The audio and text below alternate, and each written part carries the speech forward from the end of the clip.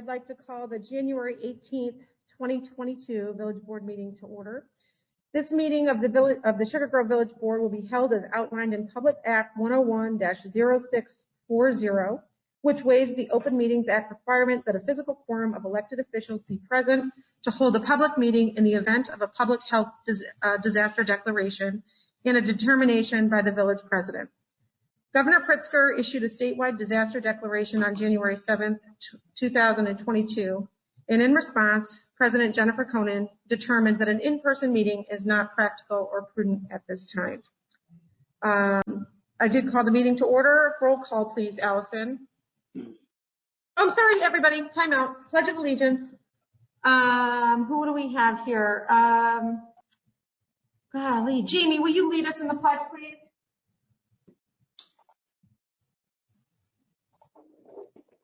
I pledge allegiance to the flag of the United States of America and to the republic for which it stands, one nation, under God, indivisible, with liberty and justice for all. Thank you. And next time I'll unmute myself. Okay. I didn't hear you, so I got started. Thank you. Roll call, Allison.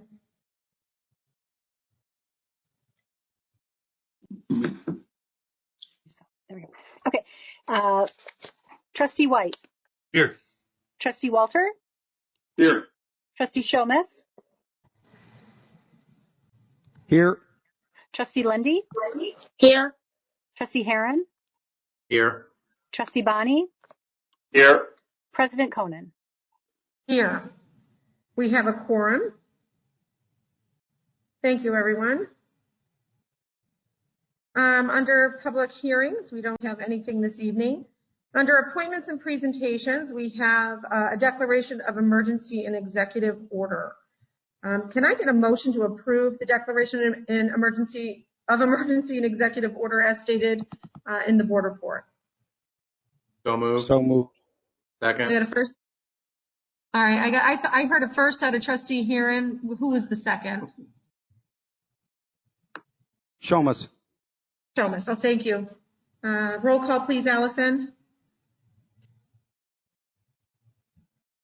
Trustee Heron. Aye. Trustee Shomas. Aye. Trustee Bonnie. Aye. Trustee Lundy. Aye. Trustee Walter. Aye. Trustee White. Aye. Excellent. Motion passes. Thank you. Up next, we have our airport report. One second.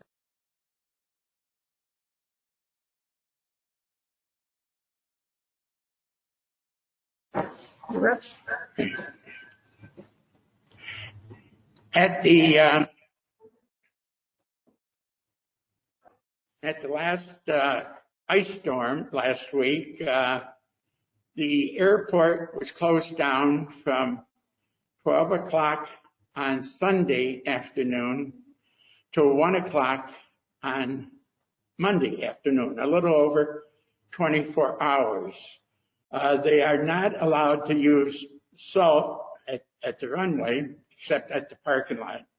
So they had to use the de-icer chemical, and that wasn't effective until they could break up the ice. Yeah, it was too thick for the chemicals to work. So it did require put down the airport for a little over 24 hours. At the last meeting, I tried to find a solution where there wasn't a problem.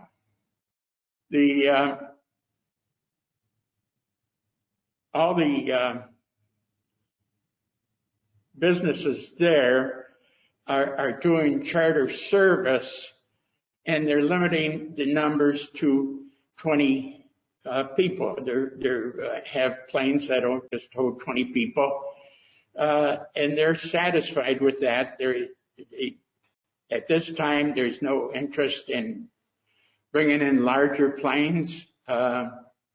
You can even charter a jet if you have 20 or 19 friends and yourself. And if you want to charter a jet and you only have 18 friends, I'm retired. So the businesses there also have services that bring food and beverages to the planes as they're chartered. So there's no need to change any of our language on flight service or beverages because they have businesses that will furnish the food for the flights. Our airport is not registered with the FAA to hold 100 or more 100 more people. They would have to get a different registration, which FAA is not inclined to give them because it's too easy to go to O'Hare and lease a jet for large amounts of people, or Rockford or Midway. So it would require quite a bit of new equipment at the airport and a lot of growth, and there's no need for that at this time. So they're not interested in having any business over 20 people on a flight. The other thing is that our meeting was canceled. J-Air is having a habit of utilizing others to get what they want from Aurora and think that's going to help them. They resent Scott trying to bring Sugar Grove into his problems with Aurora, and Aurora has a suit, or J-Air has a suit against Aurora, and Aurora wants no interference while this suit is being done. On a personal level, they want to bring in 300 planes for flight training, and that's just J-Air and never think of his name. But if you consider 300 planes, and I know Rev wants to eventually have flight training. That's going to be a lot of planes circling over Sugar Grove, a lot of noise, and a lot of pollution. I'm concerned about that, and I intend to talk to Aurora at some time about that, because I think that it's one thing to have the airport as it's always been, with planes coming and going and leaving, and your recreational drivers, but flight schools of 300 and more could cause a problem in the future, and I am concerned about that. So that at this time is my airport report. Thank you. I would like to speak at number 10.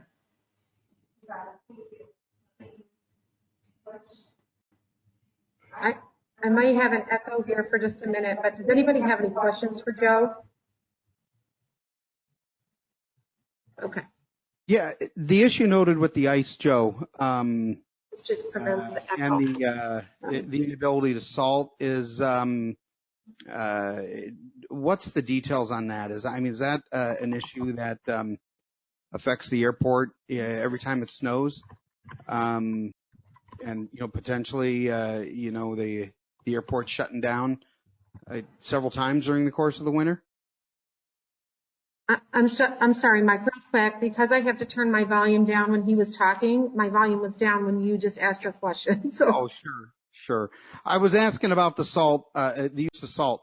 The fact that they weren't able to do it in the airport was shut down for 25 hours or so. How often does that happen? And what's the reason for that? Is that a stipulation that the airport has? Is that a stipulation that the village put on the airport? Where's that coming from?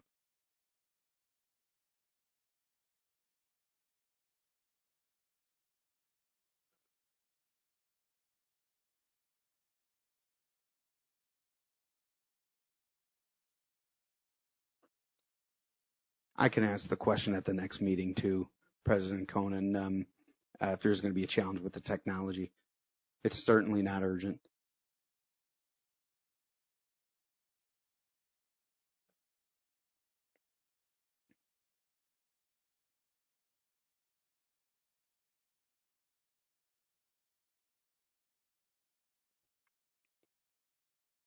And someone's going Okay, to well, it's a comedy of errors in our first meeting back to remote. So let me just say, Allison, the panel, the public comment computer got, I think, turned off. It's looking for a sign in from you. But Joe, can you answer that question? Is it a comment? So Trustee Shomas asked the question. Okay, and you all just give me a thumbs up if you can hear him. No, they can't. I think it's because, Allison, she might be coming. I think it's because the computer's down and the mute is on that computer.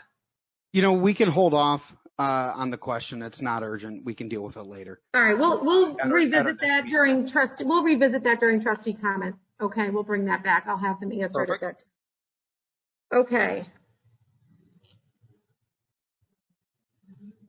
1 second.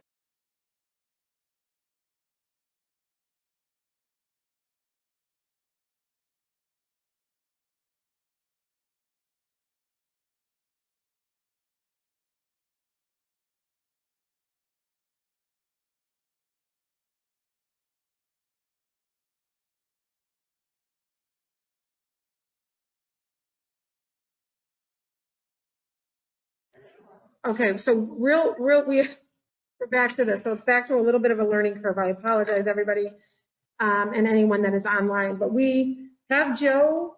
Did you figure out how to take yourself off mute? Yep, you're unmuted, Joe. Okay. I think it's been several years since we've had the airport shut down because of a snowstorm.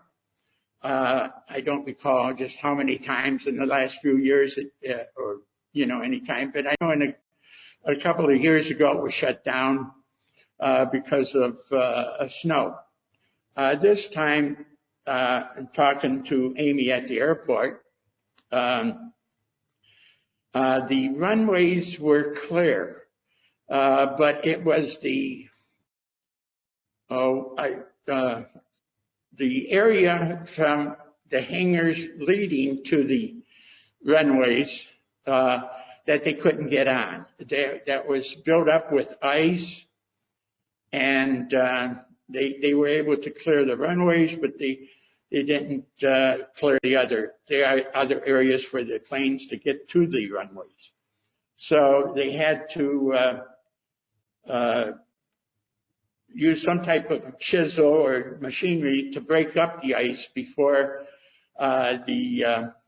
the chemicals would work on the ice at the airport. So it doesn't happen often, but this is what Amy told me. The runways were clear, but the area from the hangars to the runways, and I don't know the term, that's where the ice was, so the planes couldn't get to the runway. And that is an unusual development. Okay, thanks.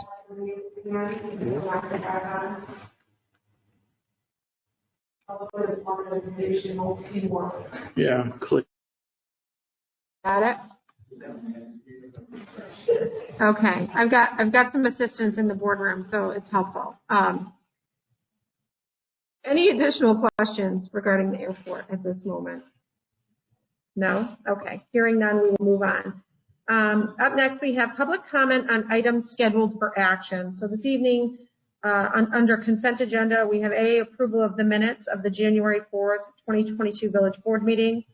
We have B, approval of the vouchers. C, approval of the treasurer's report. D, an ordinance increasing the residential chicken permit limit. E, an ordinance vacating right-of-way on Calkins Drive. And F, a resolution conveyance of property to Sugar Grove Township Community Building. Are there any public comments at this time? Anyone in the room have a public comment on those items? Hearing none. Anyone online? It looks like we have a few attendees. If you do have a public comment, if you don't mind raising a hand feature.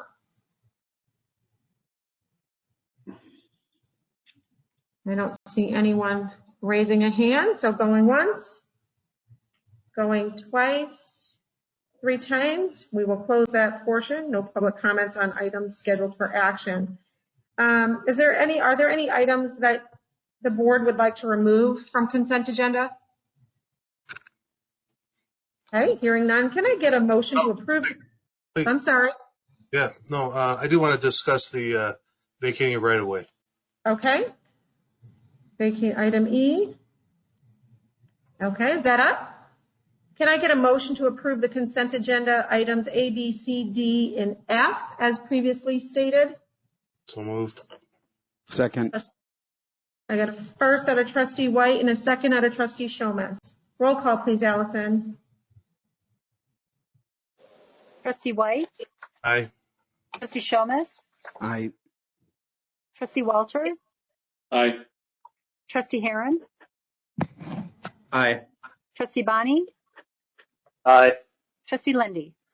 Aye. Thank you, everyone. Motion passes. Okay, the E, ordinance vacating the right of way. Walter? How about if I just ask my question? There you go. There's a good idea. So, Walter, the only, this was looked at years ago, I believe, and the only issue that came up at that time was that the mailboxes that exist at the community house in what would have been, I think, the right of way there. Does this impact that, the ability of the residents to use those in any way? Perhaps you should be asking somebody that knows more about this than me. No, I think I can answer, Jamie. No, that has not been an issue in what we've discussed now, and the understanding I recalling when it was talked about years ago, there was no issue at the time. The post office had no issue.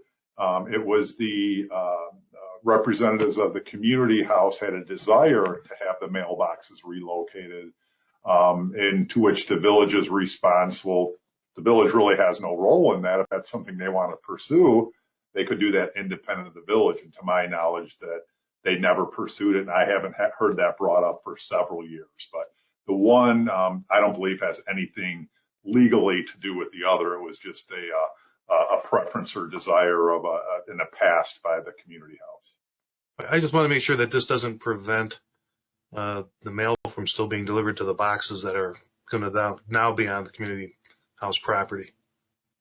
Not to my knowledge, and I think some of this is cleanup, and I think we were really down to a limited portion that we wanted to give up. So I think access to it now is beyond the right of way we have today, I believe. Okay, so, yeah. thank you. Yeah, I believe that's correct. And also, just speaking recently, the mailbox issue has not been something that their attorney has raised at all during this cleanup process.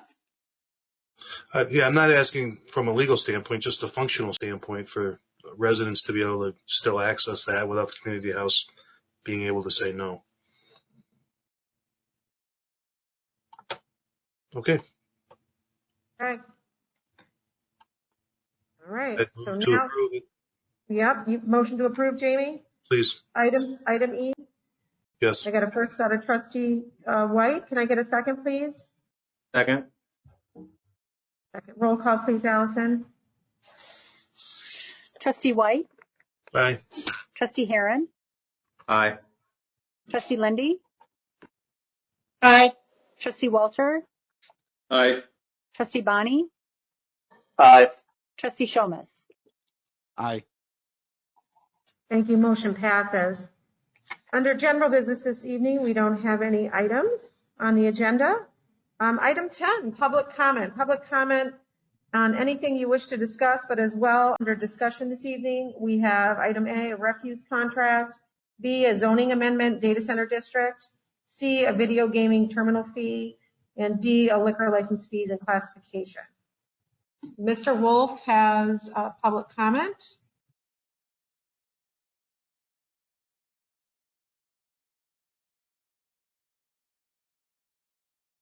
You're unmuted. Okay. I would like to talk about the COVID, and I'm glad you're doing what you're doing.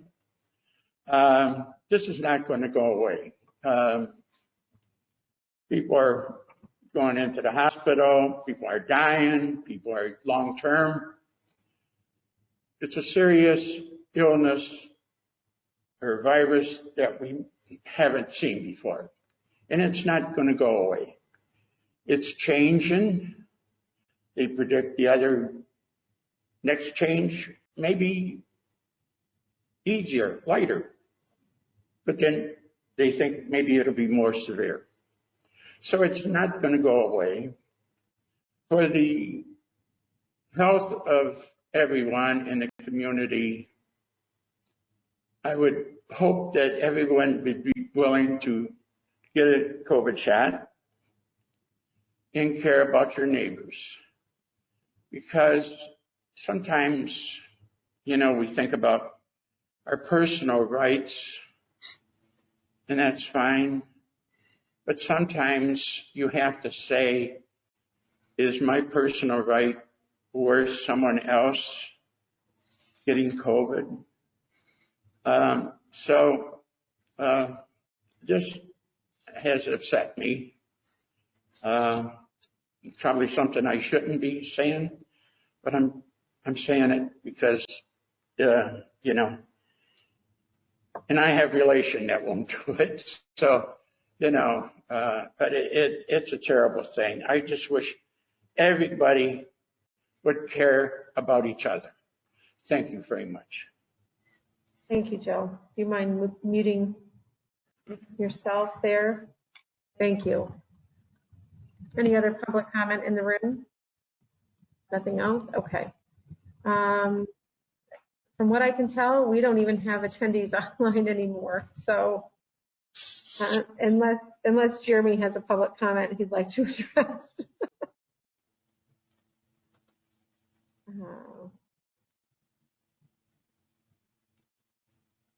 Okay, I'm reading. I don't know if that comes straight. Sorry. Laura, it got pulled up separately and read as item E, as previously stated from when I went through it. So to answer your question, it was approved. Okay. Sorry. I just want to make a note to Joe's comment and before we move on in public comment, but it's a valid point. I get where you're coming from. It's a very divisive issue of folks that are for it or against it. But it leads me to a practicality for the village and all of this. I think that the last time we went through remote board meetings, I really do believe we thought it was going to be a little bit more of a temporary thing. And it seems like as these strains continue, we get to a situation where there's high instances and high COVID ratings, or it could be a different strain altogether, or it could be a different virus altogether.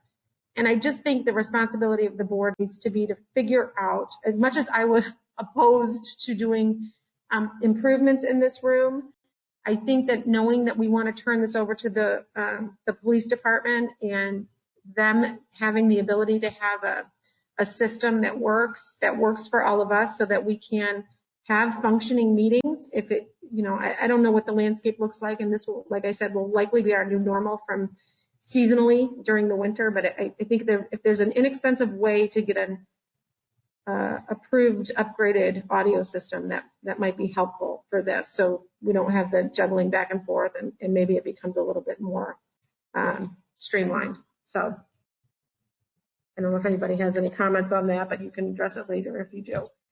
And we don't have any public comments online, so I will close that portion. Up for discussion, we have the refuse contract. So that goes to either Brent or Alice. Oh, no, that was right away. Brent or Allison or Matt. Is that a Matt item? No, I'll take the lead. Matt and Allison can jump in as needed. Okay. It's stated in the board report in 2017, we negotiated our current refuse contract. Our prior one had expired, and one of the provisions we successfully included in it was a village option for a 5-year renewal at the end of the contract with a predetermined rate increase at 3%. And we're approaching that renewal period, and we need to make a decision by the end of April. So what we did as staff is we reached out to, I'm not sure, I feel like I'm not going back through somebody's, at least at my end. We reached out to 2 major other waste haulers in the area who were the other finalists when we renewed it in 2017. Obviously, the current agreement is a public document, so we made that available to them and had conversations in regard to, hey, if we were to go out and seek proposals, would you bid on this? Neither one of them responded in the affirmative. They didn't respond in the negative. I had conversations with both of them, and then I never heard from them again. So, which was clear to me that they made a determination that they could not be competitive with the renewal price that we have negotiated. In addition, Allison tried to compare what we have to other area contracts, which is extremely difficult because it seems every contract has some tweaks to it different from the others. But from what she could gather, the renewal rates, again, would be extremely competitive. And Allison did speak with our current contract holder, and their comment was that if the village didn't exercise its renewal and they came in to bid, they would not provide us with the prices we have in the renewal.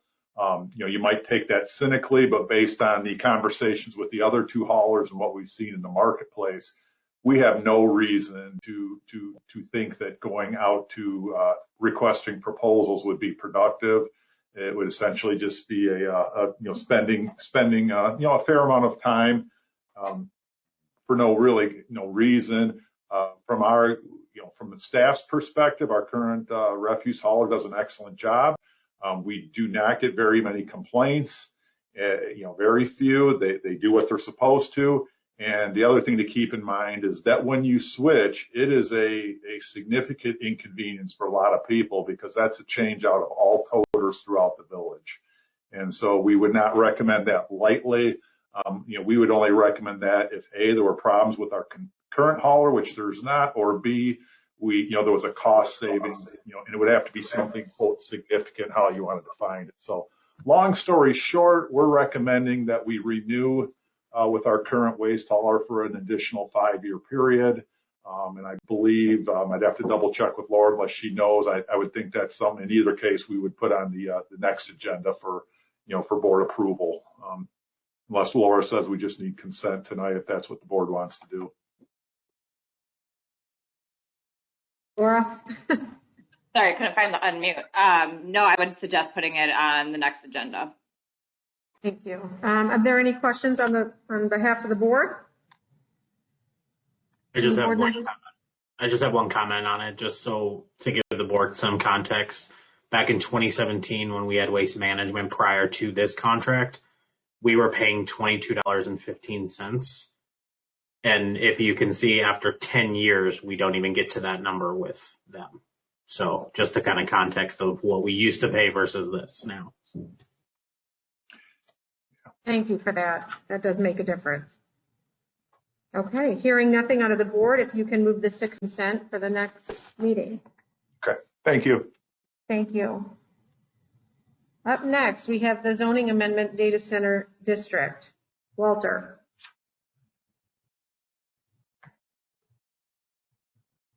You're muted, Walter. Sorry.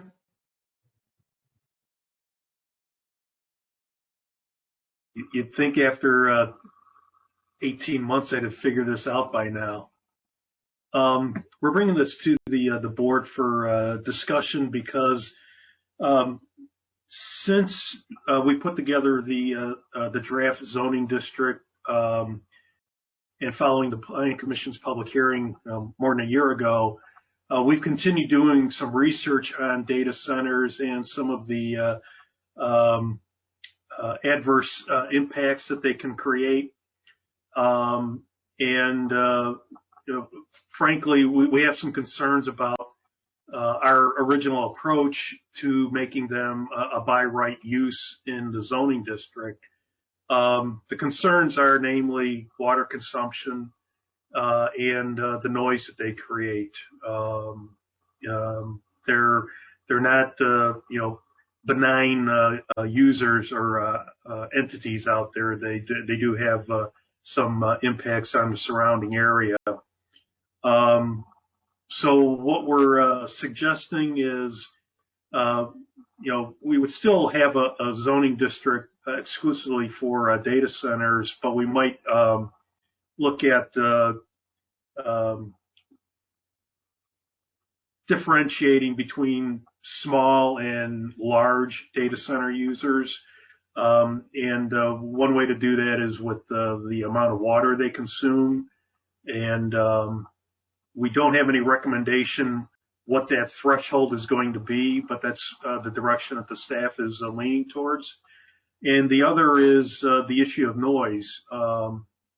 Because of all of the backup generators and air conditioning units of massive size that normally are associated with these facilities, they do generate a fair amount of noise, and it's the annoying kind. It's, the low hum, it's buzzing, things like that.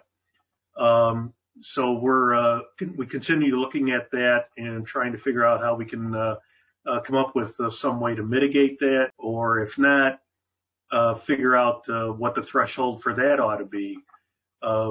So we're looking for some advice and direction from the board on that strategy, because we'd like to wrap this up because the data center users are out there. They're still building them, and they're building more and more of them every day. We remain convinced that Sugar Grove has the infrastructure that these users are looking for between fiber and electric. We've got it in spades, and we have a fair amount of water available, but we don't want to squander it either. So we're looking for some input and direction from the board.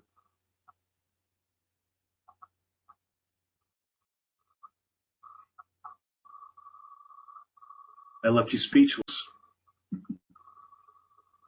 Any questions or discussion on this item? Yes, Jamie, please. Walter, I agree with you. I think that the thresholds that you're talking about, or at least the water consumption threshold, whatever the appropriate amount is. You also mentioned, I think in your report, whether or not they're going to need on-site power generation as being a trigger for special use. I think I agree with that as well. They're big, and do I understand the location of the one in DeKalb is south of the tollway? Is that correct? Yes. Yeah. That one's pretty much out by itself, just from what I can tell. And it is. So in our planning area, where do you foresee an appropriate place for things of this magnitude? Well, in our experience dealing with Facebook, proximity to the power is, number one, and proximity to fiber. And for those of you who don't know, there's a transcontinental fiber optic line that runs down Route 88, Interstate 88, between Cermak Road all the way out to Denver and beyond. Facebook has a number of facilities located along this fiber optic line. When we last had discussions with Facebook about building a facility here, they indicated that if not them, others would locate here. So we're taking that as a sign of encouragement that whatever attracted Facebook is going to attract somebody else here. So I think the proximity of power lines and cable. So, along the tollway, yes. Along the power lines, probably so. For those of you who don't know, ComEd has long-range plans to build a major substation on the north side of the tollway at Bliss and Healy Road. And that was one of the reasons why Facebook, we were in contention for that facility, is the proximity to that future facility that ComEd would have built if Facebook had located here. So, we've got the infrastructure here, and we've got a willing utility that wants to partner with these folks. So I would say in those corridors where the power and the fiber optic are located, those are going to be the primary locations. Now, there could be locations farther off of those corridors, but I think those are going to be less than desirable for the end user. Is the Bliss and Healy, is that okay? Your Bliss Room. Is access not as big an issue for these data centers as it would be for others? Access is of interest. I wouldn't say it's essential. It's of interest because depending on the size, Facebook, they're looking at, a 5 to 7 year construction program, and they're employing, a couple thousand workers as they construct these facilities. So yeah, access is going to be critical for the construction workforce, but once the construction ends and the operation begins, it's a very small workforce, and so access isn't as critical. I would say proximity to major roads would be of interest, but it doesn't have to be, at the main and main intersection. And you mentioned in your report that one of the issues is that they're not getting the tax revenue that they expected. Do you know what's going on with that? Are these being taxed at a different rate than expected? Well, in my research of what's going on in other parts of the country, I think the taxing structure is different in many locations. For example, in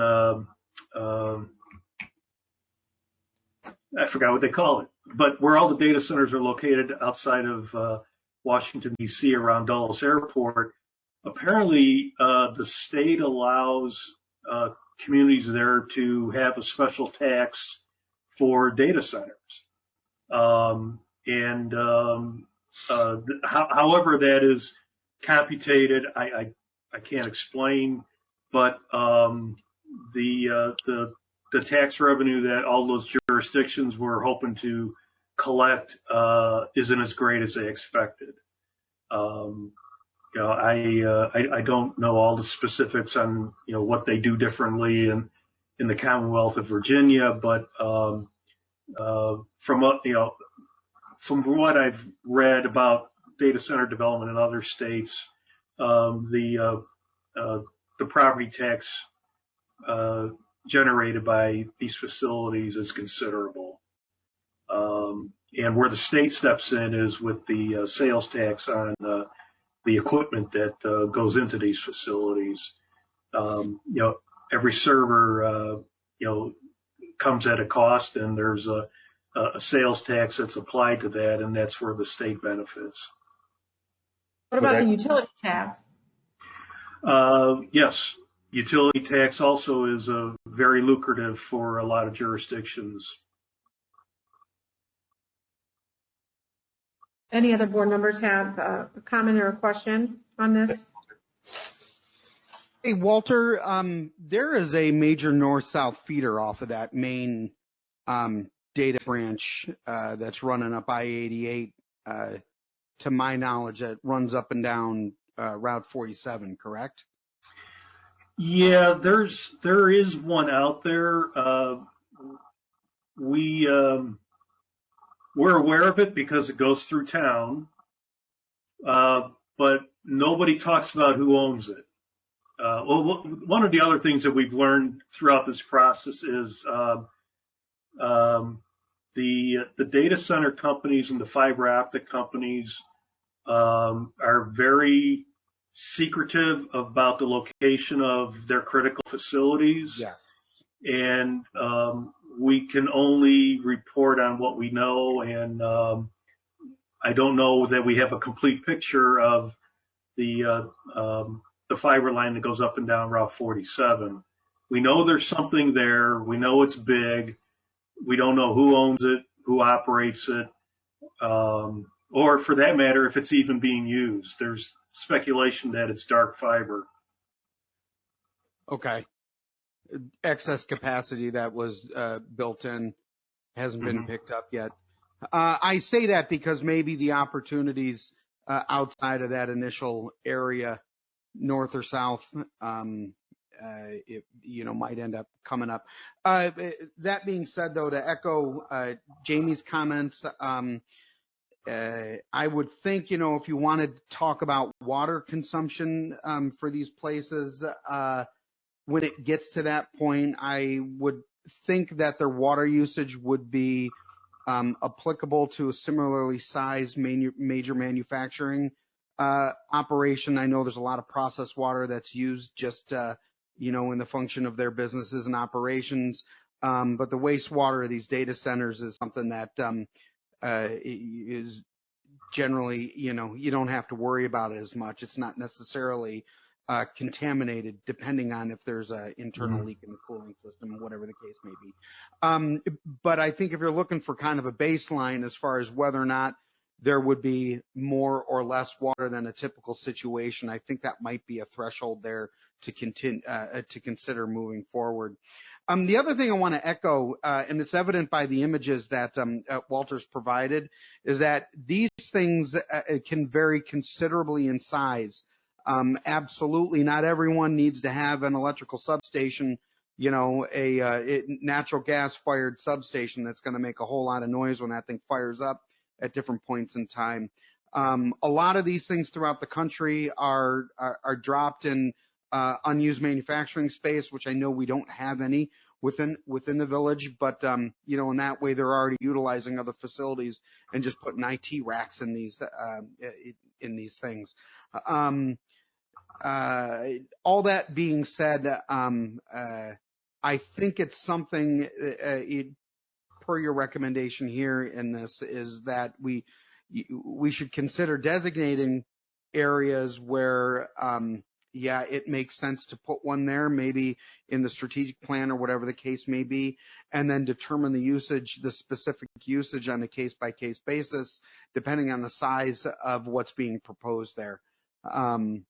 Right. I'm sure there could be locations, in those areas along I-88 on the north side, whenever it comes, that we would expand to that part, that I think would be pretty benign to the existing residents of the village, i.e. it might be off the beaten path a little bit, that, if there was some noise generated in there for whatever it's worth. But so that would be my take on this. I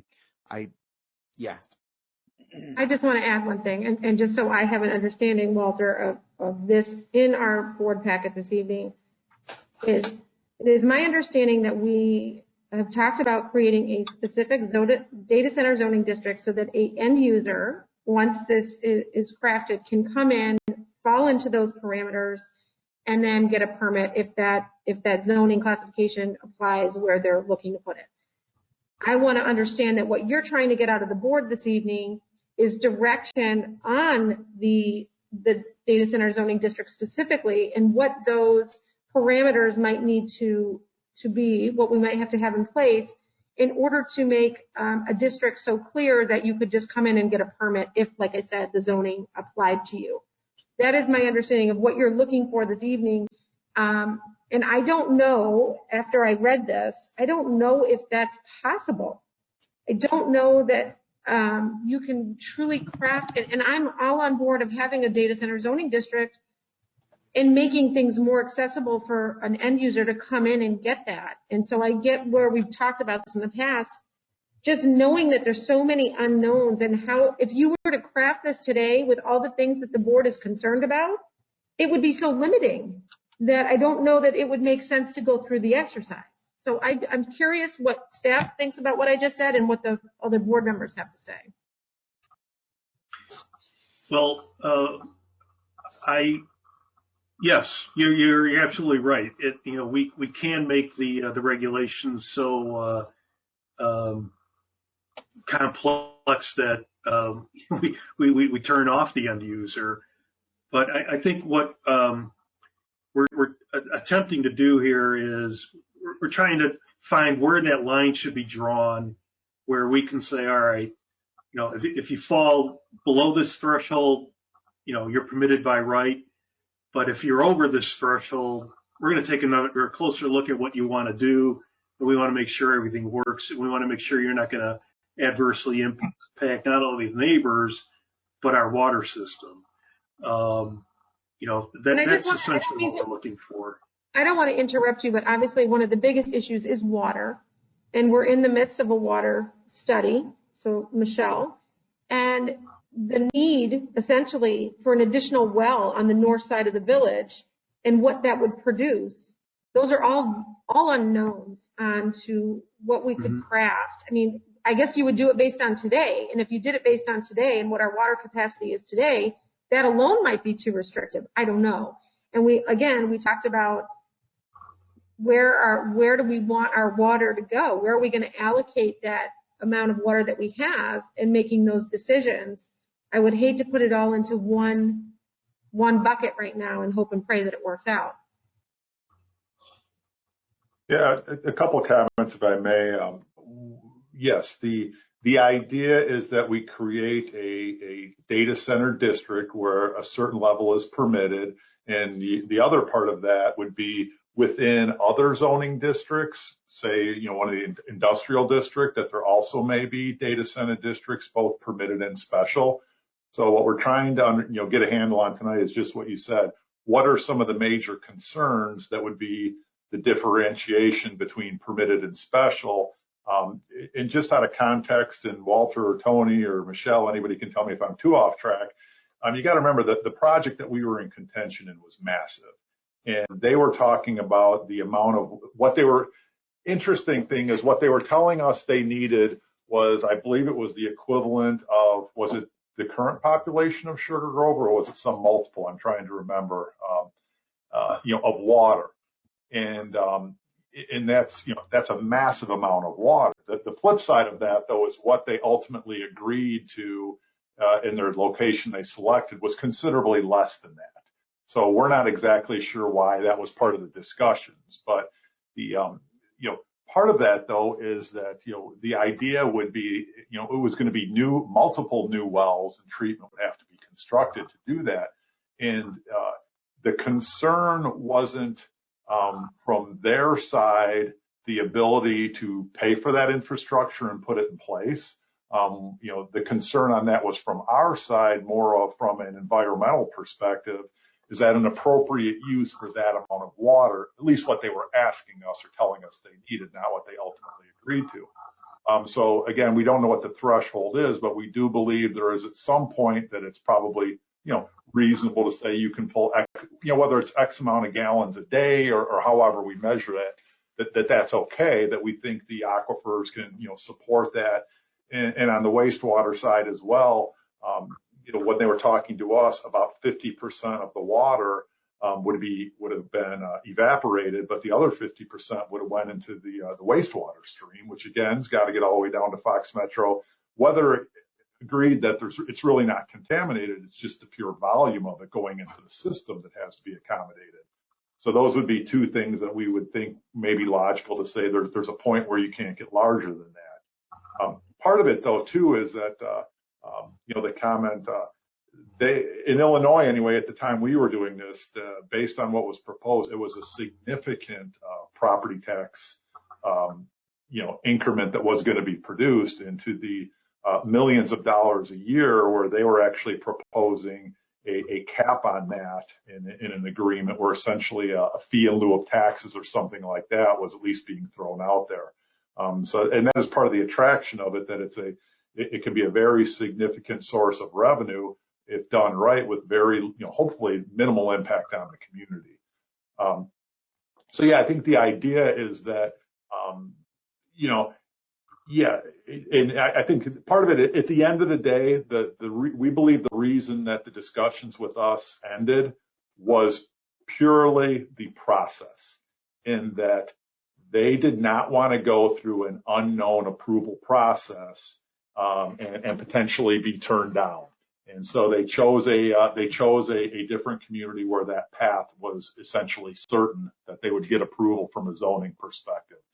There were things we're working through, but we don't believe the hurdle was anything as far as, water or sewer or electricity or land use or any of that. It all came down to the time and unknown of the process, which is what, led us to saying, okay, is there something that's appropriately permitted? The other thing I would say that, at least where my mind is at, yes, the idea of generators on site or potentially even a substation. I believe that the vast majority of these facilities, regardless of size, have some type of on-site generation. So where my mind is at is that it's kind of a given they're going to have it. It's just what to be permitted. How is it screened both from a viewpoint visually, and also, as it was brought up, noise and potential pollution from that, as well as coming up with standards to say, yeah, we know you need this or most likely need it. It's okay to have it, but you can't exceed whatever the measurement is. So I do think that if this is something we want to attract, I think the time and effort to come up with a permitted list is appropriate and worth it. But I think there has to be an acceptance of, and it's not exclusive to data centers. Any commercial we talk to,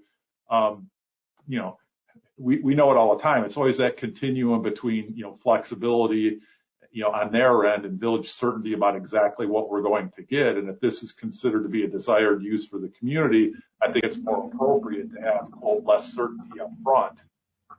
Because quite frankly, based on our experience, the more we say you got to come in and show us on a case-by-case basis, the less interested they are in ever even considering Sugar Grove. Understood. And I think if you're looking for feedback, here's some direct feedback. Some of your buildings look like prisons, which you've noted. We don't want any prisons in Sugar Grove. The fencing, you have to put, when it comes into the architectural standards, I'm sure they're not going to want to come back through a review process. I'm sure they're going to want that as part of their minimums that they have to meet. The Cyrus building in Aurora is probably the best example because they have that black wrought iron fence. The building is good looking. There's a gate. But some of this other stuff with stacks, they're hideous. So I think obviously Sugar Grove has always had an architectural standard that maybe some developers find ridiculous going through that process. But if you're going to craft it, Walter, it's got to be one in which the building looks the absolute best it could possibly look. I'm trying to think of what page. Let me go back. I would say on page 45 of the board packet, you're probably not looking at that. I assume I'm the only one with a board packet because everybody's at home. Level 3, so everybody that you saw, I'm going to find my camera, which would be, I guess, this picture. Fourth finger, this one. That on this particular page is the best looking building. So I think that you're going to have to, it's a challenge. It sounds like, Brent, that this is, I don't know if this is a separate conversation as to what's acceptable to help him craft this. I mean, if I were in Walter's shoes right now, I still would feel like I don't have any direction. Can I? Oh, no. Please. So we have other districts that have architectural standards, building standards. I think as a board, we just have to decide, okay, what level of architecture is our minimum? Right. What level of noise would be our minimum, or what level of water would be our maximum? And I think that's something that can be done. I mean, looking at some of those pictures, there's some nice looking buildings. There's some very well landscaped buildings, and there's some really awful, ugly looking buildings there. And I think, as a board, we just have to make the decision, if you fall within this parameter, have at it. If you don't, then you got to, come talk to us and we'll review it. I think that's what they're looking for, from a staff level, is for us to say, okay, what are our minimum standards, and can we, what can we live with? What can we promote? And if they want to go above and beyond that, then they got to come talk to us. Well, Walter, are they at specific heights? I know you had examples of, 11-story data centers. I know when Crown was talking about this the last time, it was 60 feet they were looking for in their zoning district. So I'm not sure if there's a threshold, if there's a minimum. Is that minimum 60 feet? Is it 40 feet? Is it 50 feet? Well, based on what I've been able to find and see, I think, a three-story profile, whether that's 35 or 38 feet, that remains to be determined. But, a three-story profile is probably more than adequate for most of these facilities. And the other thing is, with that building height, we have to, and I think in the draft regulations, we addressed it, what happens with rooftop equipment, because if you put, the generating and the cooling equipment up on the roof, obviously the height is increased. So do we make exceptions for that, or is that included in the overall building height? So those are some of the details that we'll have to discuss. If I could add one other thing, Brent, you're talking about the generation. I've got no problem with backup generators. I mean, that's, I think, something that any prudent industrial user is going to do.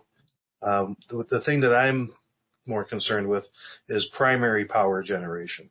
Because a lot of these places are being built with their own gas-fired generators that are their primary power source, not the backup or secondary.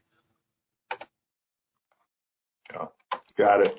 The other thing I want to just remind everybody too that part of this exercise is is obviously but location based, where maybe it ends up being that, okay, the permitted larger, more intense, that may be okay in certain locations where it wouldn't be typically. And Walter had mentioned that ComEd has plans and they own the property along Bliss Road north of 88. Well, maybe a permitted zoning data center zoning district that's what may be permitted and appropriate over there certainly, probably would not be appropriate, in the center of town somewhere. Not that I think somebody's going to locate one in the center of town, but, I think that's something else we all have to keep in mind going forward, that, the locations we envision, especially these larger ones where they're going to want to go, are probably, more likely along 88 in that area that you're getting a little bit further away, especially if you jump to the north side, from residents, and even in the unincorporated, as you get over by Bliss, there's not a lot over there. So that's part of the dynamic we got to work through. Okay. Walter, do you feel like you have enough to go on? Yeah. Okay. Yeah, we'll continue developing the regulations, and we'll build some more, I guess, thresholds into what's permitted and what's a special use. But yeah. Any other comments out of the board at this time? Okay.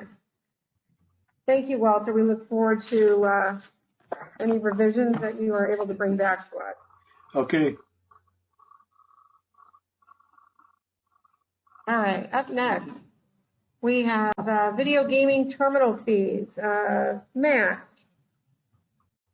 Yeah, at the last board meeting, it was brought up to kind of do some research regarding video gaming terminal fees that were just changed back in December.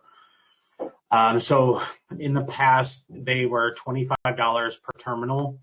The state just passed that they can go up to $250 per terminal. And so this is brought back as discussion, and currently the village does not charge any fees for terminals. As you can see, we have 23 terminals. So at the $25, I would only have had about $575 of revenue. So now that it's $250, it would generate $5,750 in revenue. And the board report, you can see there's 4 establishments that currently have video gaming, 3 of which have the 6 terminals and 1 has 5. In the board report, it does discuss revenue that we can see. This is all pulled directly from the Illinois Gaming Board revenue website. They give monthly reporting. So we can see how the revenues have been adjusted and reflected from a base year of 18 and 19 to COVID to current, and kind of see how those establishments have done for revenue. And so as you can see, on average, there are 3 that have been rebounded back prior to pre-COVID numbers. And one being American Legion is still suffering from COVID. And so then that's why the recommendation and discussion for the board is, if we do go forward, is if we can legally do an exemption for the American Legion, that we do that for them. That would be $1,500. They are one that has 6 terminals. So I just want to give some research that we did. I sent an email to surrounding communities. Of those, 13 responded. Currently, 12 of the 13 charge for terminals. The other one doesn't charge because there's no video gaming there. 10 of them charge $25. 2 of them currently do charge the $250. They have changed it. And of the 10 that are currently charging $25, 5 of those have told and started the conversations to increase those to the $250 at the renewal times. Do you have any information on what Aurora would charge? I don't have anything on them.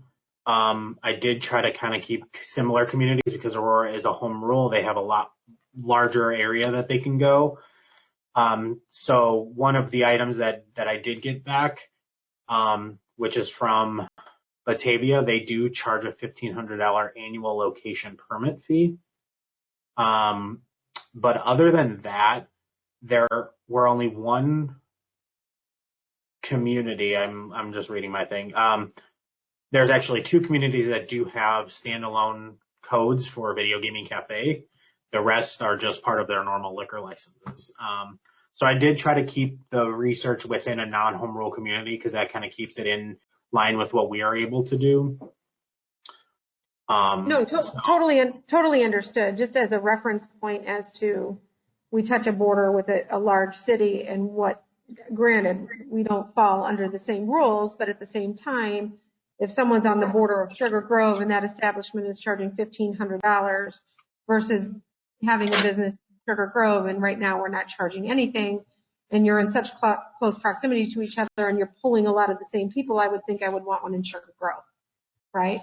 So that was the only point I was trying to make. Any board discussion on this item? I will also get that information. I'll try to get that from Aurora and send it out just for more informational purposes. I have a little bit of an issue. Okay. Can you hear me okay? We can. Okay, perfect. I think if we're given an exception, it should be done for everybody and not just for the American Legion. I think just giving one bar or one establishment, one business an exemption and others not, I think that's doing our other business owners an injustice. I talked to some of the American Legion people that have gone there and have since left there and the inner workings of the American Legion. And I don't necessarily agree with the fact that COVID is the main reason why their sales are dropping and their attendance is low there. So I think just blanketly saying their numbers are low and we automatically assume it's because of COVID, I don't think that's fair to do. So my stance on it would be that we give everybody a break or we give no one a break, and I'm leaning towards no one a break. I agree with you wholeheartedly, and thank you for your comments. I would agree in the sense that just like when we made the 50% reduction in liquor licenses last spring, this is the same for me. This is the same as saying I have no knowledge to their financials other than we know that their gaming is down. But the rest of their business, you have no idea what's happening. So it's hard to give an exemption on something that maybe, I know they've limited hours, but maybe their liquor sales are up. So I agree with Trustee Bonnie on that particular issue. If you're giving it to one, you give it to all. Any additional comments on the fee structure and your thoughts on implementing a fee? Matt, what's the average we're bringing in village revenue per terminal? Right, 23 terminals, total revenue divided by 23. What is it? I don't have. Let me order magnitude. I do have that. We are currently projecting a budget of $90,000 that we're bringing in. This is what we're bringing in. Right. So about $3,900 a terminal. How much per terminal? $3,900 per year. Per year. Per terminal. Yeah, I gotta just second the comment that I made. I think when we talked about this 2 weeks ago, I'm having a hard time adding on a fee that's going to. I think it's going to be received as a nickel and diamond. I think what we should do, or at least consider, is maybe make the fee nominal, i.e. $25 or $50 a year, grandfather the existing terminals in, the 23 that we've got, and then if we wanted to have a different fee for new businesses coming in, maybe that's a consideration. Yeah, again, we had the discussion in December where we were talking about spending surpluses, and now we're talking about increasing fees when all of us, get the periodic emails from people in the community raising their concerns on feeling nickel and dimed by the different taxing organizations. So that's kind of my take on it, for whatever it's worth, President Conan. Trustee Shomas, I appreciate it. It's an interesting comment. I know we have two. 1 second, Trustee Bonnie, I know that Trustee White has been hanging his finger there, so I will come back to you. But Trustee White, you have the floor. It's this finger, President. That's good. When I was at IML, I attended a talk about the video gaming. This fee was proposed by the video gaming industry. Because they understood that the prior fee was insignificant, pretty much. And I think that based on the benefit that is received by having video gaming, I think the fee is a drop in the bucket, quite frankly. Our the amount we realize is small compared to what the property owner or the licensee and also the gaming provider get out of it. So I'm in favor of adding the 250 on without the exceptions as Trustee Bonnie indicated. Excellent. Thank you for your comments. Trustee Bonnie. I just want to follow up with Trustee Shomas's comments. I'm not sure if everybody understands exactly how much money is that these terminals are bringing in for these businesses. Looking up and doing some research, it looks like each business in the month of December, just for Sugar Grove, they were bringing in between $29,000 and $49,000. Is that correct, Matt? From the usage fees from the VGT income. So what that is I actually did research on this as well, because I had that same question. So what that is, if you look at the net terminal income versus the net terminal tax, terminal tax is 34% of the net tax, the income, and that income, so the income minus the tax split in half is what the establishment gets and what the actual terminal owner gets. So I did just the same scenario for the periods of 18, 19, 19, 20, and 20 and 21, just to kind of see how much they're bringing in.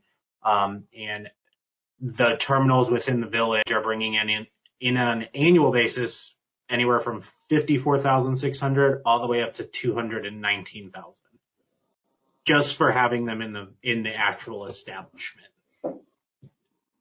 Okay, yeah, so the $250 is dropped in the bucket for these establishments that are using these machines. So I was astounded at how much money the establishments actually make yearly off these machines. Pretty crazy. So thank you. That's all.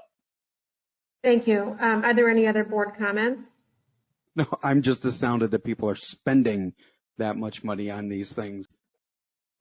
I digress. It's not what I do with my free time, but God bless them. Okay. Any other? Go ahead, Heidi. Yeah, no, I agree that there shouldn't be an exemption for any particular one.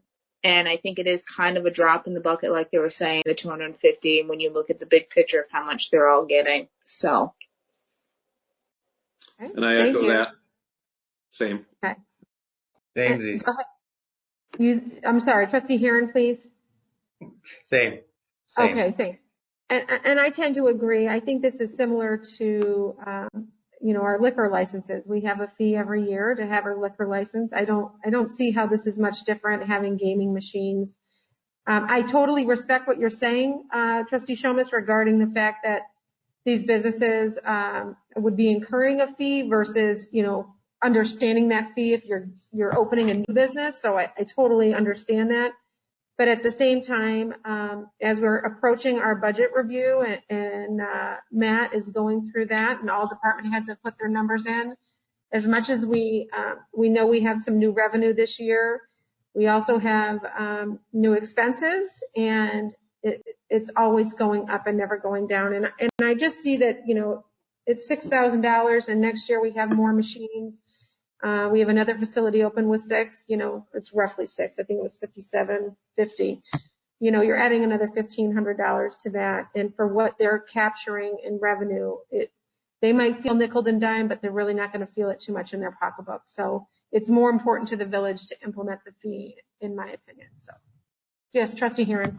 And I think that everything that we can do, this is a choice that people can make to spend their money on. And anything that we can do to offset any chance of raising those fees that people have to have, their water, their refuse, stuff like that. If this helps offset that and keep us as long as possible from raising any of those fees, I think that this is well worth the $250 annually. I echo those sentiments. Trustee Lundy, did you have something to add? I'm sorry. I thought, no. Okay. It sounds like we have majority of the board that supports the implementation of a $250 terminal fee. So if you can get that ready for our next village board meeting and get it on the agenda, we can approve that. Okay, sounds good.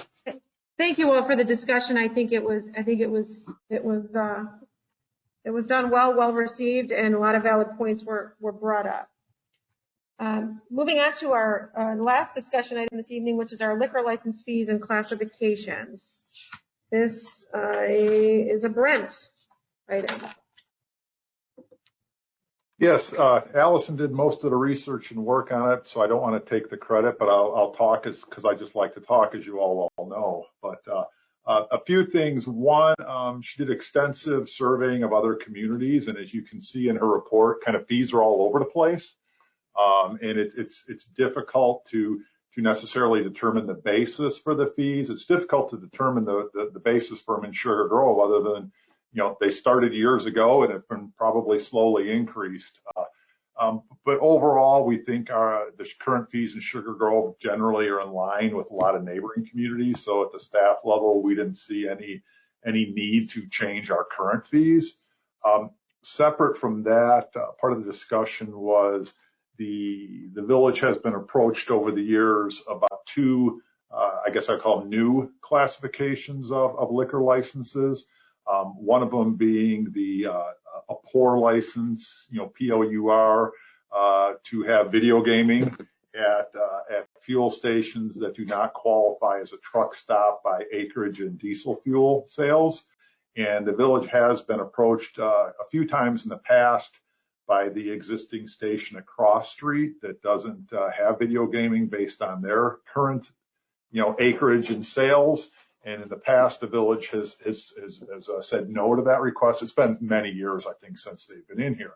But as you all know, part of the discussions with Prairie Grove Commons, the proposed development at the southwest corner of 47 and Galena, one of the things in the drafts that they've proposed, and we've been negotiating with them, is the inclusion of a pour license for a new fuel station at that southwest corner. It's likely that if that ends up getting approved, that the other station would probably come back and say, hey, how about us? So at the staff level, we do kind of feel that, if you do one, you're probably going to do both.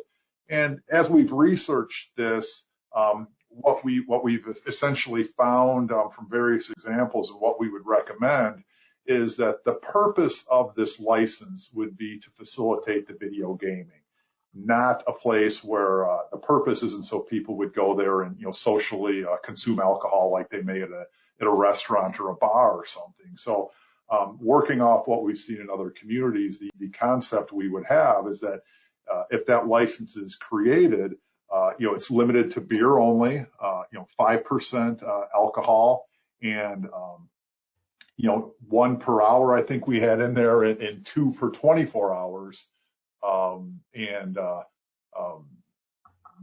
So really in 12 ounces maximum, per drink. So clearly it's not a case where somebody's going to go there to drink, because one of the concerns obviously was, you kind of feel like, hey, you don't want somebody to stop and fill up their tank with gas, run in, drop some money in the video gaming and pound several beers and jump in their car and take off. So we tried to craft it with provisions that would really limit that. I mean, basically eliminate that and make it so it truly is for the purpose of allowing video gaming. And then the second type that the village is periodically approached on is the concept of video gaming cafes. And in the past, the village, again, it's been several years, has said no to that concept. Again, our research has shown that they're in many communities. I think, Chief, you would have to tell me if you're aware of anybody that's had a problem kind of anywhere. I'm sure it exists somewhere, but in all the talk we've had with other communities similar to us size and in larger ones, they're not a problem from a public safety viewpoint. People that choose to do video gaming, some people are comfortable doing it at a gas station. Some people are comfortable doing it in more of a restaurant bar type environment. And some people prefer a video gaming cafe. So again, it's something that clearly the general public, and I'm sure including people in Sugar Grove, enjoy doing. And the ones who would do are probably going out of town to do it right now. I highly doubt that they're not doing it. It's an opportunity for somebody to do it here rather than somewhere else. And quite frankly, it's another revenue producer for the village if you were to approve that. So that's what we looked at as far as liquor licenses. We did have a part of the what we looked at was the in conjunction with the other one. It appears that the waiver reduction of fees in the past during the pandemic, that the businesses, with the exception of the Legion again, have rebounded to pre-pandemic levels, if you will. And I respect the comment that was made earlier as to, we really don't know what is happening at the Legion, why their numbers are down. That's not something that we're privy to. We can just look at the numbers that get reported to the village. So, did I miss anything, Allison, of great import? Brent, I just have a quick question. I know in the past we did receive a document, it's probably been about a year, that all of our liquor license and then what businesses fell under those as examples. And I'm curious what falls under the hotel full service. I don't know that we have one of those right now. No, we do not currently have one. Okay, so these are not all, they're not all here because they're businesses that we have. Some of these are just holding places. Correct. Yeah. There's only about 5 that we have actual licenses in those categories. Okay. And just add, I apologize if it was in the board report and I forgot already, like most communities, we don't have, what you might call vacant or extra licenses approved. The village annually just approves the same number as we have license holders. So if somebody new was to come into town on any of the existing categories, or if you were to create additional categories, you would first have to create that license before you could award it. And typically, you'd go through the whole background check process and you would do it all at the same meeting. So essentially, as soon as you create it, you award it, because what you don't want to have is an unused license out there that someone could apply for, and for some reason you may not want to grant that, but at that point you may be stuck.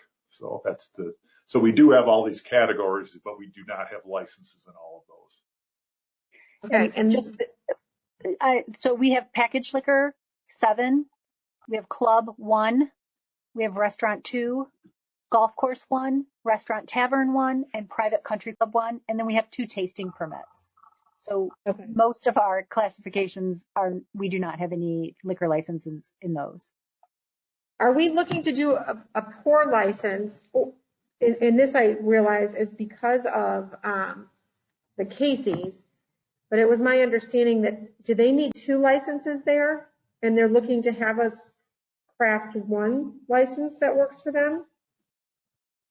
So currently, you could make it so they could get a regular packaged liquor, and then you could create a new license that would be specifically for video gaming.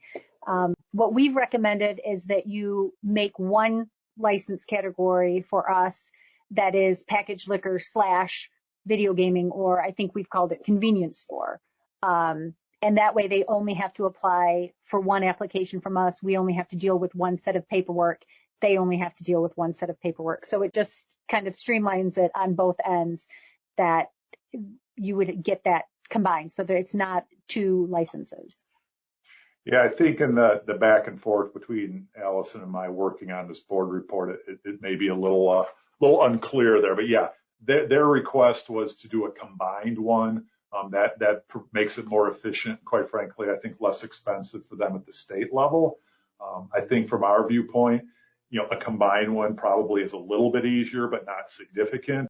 I think the key would be if really is, what's the fee going to be for that pour license portion of it? And quite frankly, based on the numbers from the previous discussion, and really the sole purpose of this is to do video gaming, our recommendation would be that add-on license, whether it's a separate one or becomes a combined, is an additional $2,500. So freestanding, I would recommend $2,500. If we're adding it to the existing, we would just $2,500 plus whatever that existing license, they would need is. So let me just ask, so a packaged liquor store is $12.50 in the village right now. What would you consider, based on what we have, I know we're trying to craft something new, but what would you consider the service part of that liquor license? A catering? I mean, I'm not sure. Are you saying if we would allow the pour license? well, yeah, you're crafting a new pour license and you're suggesting $2,500. No, what I would say is it would be a whole new class of license. You know, whatever we came up with, it would be a class Z. I don't know, and it would include package and this limited pour license, and then the total fee would be $37.50 for that license. Oh. Combining the existing package and $2,500 for the pour license component of it. Okay. So just the pour portion is $2,500. I guess where I'm going is, in the past I've looked at our fees and it's almost like we pull them from thin air. I'm like, how are they created? And so I just wanted to make sure it made sense. Like, where is the $2,500 coming from? And then what other portion are they then paying? Because then they're also going to be paying terminal fees on top of it as well. Correct. And the idea from staff was, again, you tie this back to the pure sole purpose of this is to achieve video gaming, and we look at the revenue stream that those produce. That quite frankly, the $250 max you can charge per terminal to add another $2,500 does not seem to be a burden on a fuel station that wants to add this to their to what they can do. Yeah. Okay. Any board discussion on this item? Jamie, go ahead. Well, I think that I like the idea of just doing a separate class with gaming, but I think we ought to apply it to all of our liquor licenses. Even though, we have somebody in particular wanting to come in and just to get that special pour license, to get the gaming, the benefits are still equally there for the others. And, I would be in favor of adding a gaming, tag to the other licenses as well. And I'd be fine with the $2,500 being added to whatever the current license is for all the different license holders, as long as there's a gaming license involved. Okay, so I'm not quite sure what you're saying, because my understanding of the need for the pour license is because they don't meet the requirement for acreage. And that's why we're crafting the pour license. So I'm trying to just clarify what you were saying and understand what you were saying. What fee are you trying to add to the other businesses? The same benefit. So we've staff has determined that $2,500 fee is an appropriate fee for the benefit of having gaming terminals in their facility. And I'm suggesting we add that $2,500 fee to any of the liquor licenses that have gaming associated with them. So, the packaged liquors, I don't know, how many of those it would apply to. If we only have a few places that have those terminals, it would apply to those facilities, because they all equally share in the benefit of being able to have the gaming. And it seems like it would almost encourage them then, if they didn't have the gaming facilities, to have those and then generate more income from more gaming. Well, I'm not suggesting adding it to a license that doesn't want to do gaming. I would say just keep those where they are, and let's get rid of the discount for that we've applied. But if you want to have gaming, then this is what the fee is. If I may, Jamie, just make sure I understand. So, and I quite honestly don't know who has what license, but just for argument's sake, let's say that one of the places that currently is providing video gaming, that's a restaurant. So the idea would be, if you're a restaurant that has gaming, you have an additional $2,500 on top of whatever you're paying now. But if you were just a straight restaurant without gaming, your liquor license fee stays unchanged. Is that the concept? That is what I'm proposing, yes. Okay. I get the concept, and I have no issues with it. And then obviously we would have to go back to look at how we could implement that. I just don't know off the top of my head, but I understand what you're trying to do. Well, I think it would come with the renewal. So let's say, just for example, we have the golf course is a $900 permit. If you have golf course with gaming, it's now a, what's that, $3,400 permit. Right. Right. Yeah. I don't know if there's something weird about liquor license. I don't mean to make it sound like we can't or I don't understand. I'm just, yeah, we may end up having 2 golf course licenses, places that have gaming, places that don't. You know? Right. That's what I'm thinking.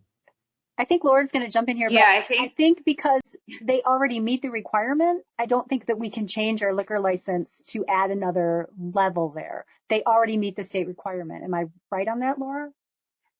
Yeah, I'd have to go back because I've really only recently looked at the whole truck stop situation. But yeah, I mean, I think it's the pour license typically. So if somebody has a pour license already, they probably already allowed to have gaming.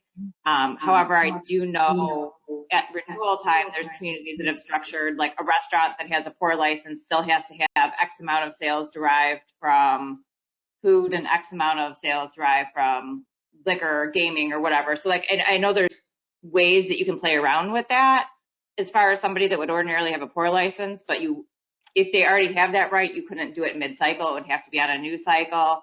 And we just might have to look at it a little bit more to see what that might look like and who might already be able to do it anyway, I think is the bottom line.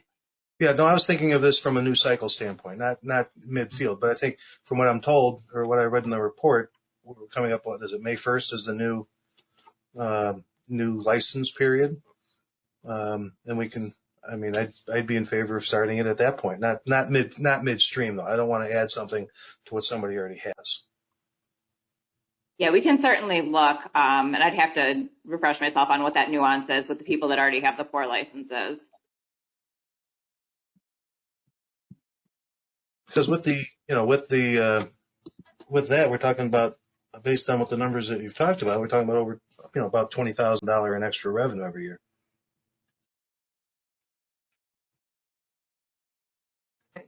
Did I see another board member that had a question? I think it was Trustee Bonnie had your hand going up. I don't know if you still have a question or not. Yeah, I was processing what was said. We were considering we're going to keep the regular packaged license, right, Brent? Without the pour as well. So like we would have you said you could combine it, so that would be like, Class Z, but we'd still have Class A, which is just the packaged liquor. Correct. Because some places would not have video gaming and couldn't really qualify. Okay. So, yes. Okay, yeah, and that was my question. Okay. So if I can understand correctly, we kind of have 3 concepts here. One is creating a pour license with it a $2,500 fee. The second is to add that $2,500 to other licenses that have gaming as well, which have both been talked about. And then the third is the idea of video gaming cafe license, in whatever format that would look like. But if that's something that you want us to craft something at this point in time or not. I just want to bring up one thing, and I don't know, how you truly go through an evaluation on this. But one of the things so the pour license is based on acreage and how much property they have, and obviously trying to craft this liquor license for them so that they can get the gaming machines. I think about Graham's across the way that meets the acreage, pays more in property tax because they meet that requirement, and now hitting them with an additional fee. I understand the concept. I guess I have to be sold on it a little bit more. And I don't know if anybody else feels that way. I'm all about, Jamie, trying to find revenue as well. And I just worry that how that would be received with our business owners increasing or adding an additional liquor license, if it's even possible to add that fee. I agree with your line of thought there, Jen, that they already met the requirements and don't want to, they did their due diligence. They have they meet the requirements. Now we're slapping them with another fee. So I don't know. That just doesn't sit quite right with me. And go ahead. Oh, sorry. Trustee Walter, please. Jamie, weren't you recommending this idea because other municipalities are able to charge additional taxes on the gaming machines that we cannot? Well, So yeah, this it is started. an opportunity to, capture some of that. Yeah, it started with again, going back to the IML conference. It started with one of the south suburbs implementing a push tax. So every time you made a bet, it was a penny. And the gaming industry vehemently opposed it, and that's why they limited it to home rule communities that have already implemented the tax as of a certain date, which was only 2 days after the legislation, and it included a weekend. You had to pass it basically by either end of the day Sunday, I think it was. But it's clear that the having a gaming license is a very lucrative and profitable benefit that a business has. And they get that benefit through having our liquor license. So we're providing them with that medium and that avenue to have that additional benefit at no additional revenue to the village for granting it. And so that's my theory behind it. There's a big benefit that they get, as Matt was saying, a couple $100,000 a year for some of them. And I imagine that 40,000 one was probably the Legion at the low end. But these other businesses are getting a great benefit by having a liquor license that the Village of Sugar Grove gives them. Okay. And now I understand where obviously it helps to have some of the backstory as to, so Ryan, thank you for that. Matt, I don't know if you would be able to research whether there are any other municipalities or cities that have a higher liquor license for an establishment that has gaming in it. If that precedence has been set, or would we be trendsetters with this? And not that I'm afraid to be a trendsetter, but there's a little bit of work to be done it sounds like, to be brought back to the board to make a quantified decision on this. But it's an interesting concept, and I see what you're trying to do. That was explained. So is there any more discussion at this time? Yes, Trustee Bonnie. I want everybody also to keep in mind that on top of the fees they're paying us, they're also paying the state licensing fees for a state liquor license as well. So I think they run like between $750 and like $1,000 that they also have to pay for the state before they can get the local license. So there's another fee that they're paying on top of our fees too. So I'm not sure if everybody's aware of that, but there's another payment that must be made. And then just a quick little research. I think on here it says Orland Park actually pays like an application fee of $2,500 if you have a liquor license. So if you want to have gaming in your business, the liquor license itself isn't actually raised, but they pay a flat $2,500 first time application fee if they're going to have gaming in their liquor establishment. I don't know if that's a compromise from what Jamie you're saying and what we're thinking, and not raising it every single year on the liquor license, a one-time fee for an application for it. Maybe it'll be something we should look at, but those are the two things I wanted to say. So thank you. Yeah, I will add to that, Batavia does do a $1,500 annual location permit fee for video gaming locations. I did ask when I sent the survey out if people had specific liquor licenses for video gaming cafes. Only one said they did, which was Yorkville. The other was Marengo that just said it required a specific type of liquor license for them to have.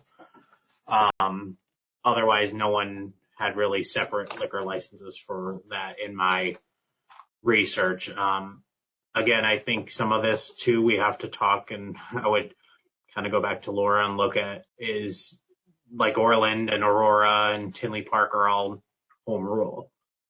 So if we are able to do those type of kind of yearly permit fees, I did look up Tinley Park, just has it in their code. They charge $400 per video gaming terminal for fraternal or veteran establishments, and $600 per video gaming terminal for all other establishments. They also do have an application fee as well. They have a fee that the terminal operator also has to pay, $750 per terminal. Yeah, my gut response is I think we're severely limited by being non-home rule with a lot of those other options.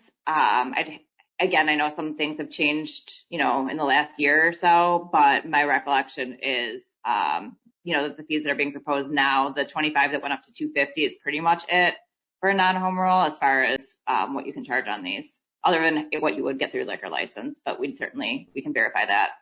Well, that's exactly why I proposed adding it to the liquor license, so that we wouldn't, because we probably don't have that ability to do some of those other fees.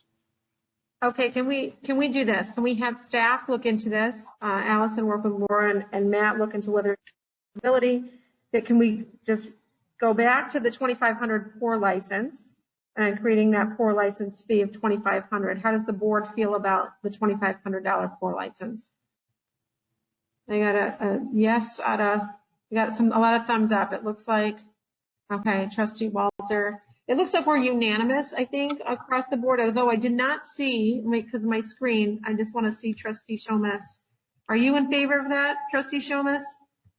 I can be swayed. I've got the chart there on the last page. 2,500, when you compare it across the board for everyone, seems like it's very much on the high side. But if we're talking about some of the other added benefits and those sorts of things, I think it's in the ballpark. I think that the exclusion of the land cost that they don't have to incur, right? They don't even have the initial upfront cost of purchasing that land.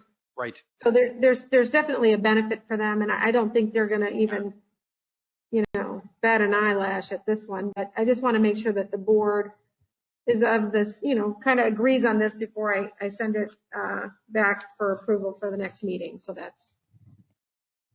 I want to make sure we're of mindset. If we can get this on, is this an item we can get on consent? I think so. So go ahead. It can't go to consent. It has to go to general. Oh, no. I said that was fine with me. Yeah. Okay. Thank you.